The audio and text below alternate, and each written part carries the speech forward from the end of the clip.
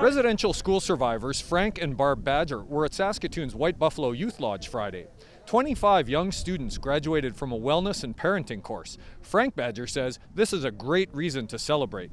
But he wasn't celebrating in the morning. I also feel shame. I'm saying it now and I'm repeating it. That's when he heard about Pope Francis's speech to Canadian survivors at the Vatican. Francis apologized for the actions of some church officials in the residential school system. Badger and others say Francis is wrong to dismiss all of their pain as the fault of a few bad apples. He apologized on behalf of the ones that were doing this. I thought, no, that's not right, because it was the church that sent these people that abused us at the school. So for him to say the few bad people that were there, it's not right. I think he should apologize on behalf of the whole church for doing what they did.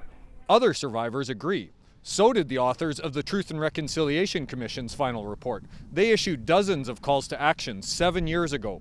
One of them was directed at the Pope.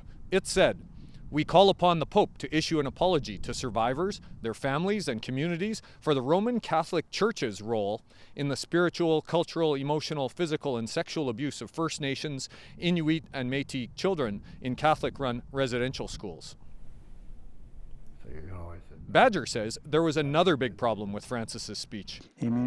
Francis did not mention any of the other issues survivors have raised, including broken promises to disclose documents or provide full compensation. By some accounts, the Catholic Church still owes survivors more than $60 million. Badger says survivors don't want the money for themselves. They say it's needed to support future generations with language preservation, family supports, and education. That money would absolutely be a great help for the healing process, particularly for this generation. Because there's a lot going wrong in our generation right now. Last fall, Canadian bishops issued a new fundraising appeal, $30 million over 5 years for residential school survivors. CBC News asked for a national financial total so far. They said that work is well underway, but no figures were available. Jason Warwick, CBC News, Saskatoon.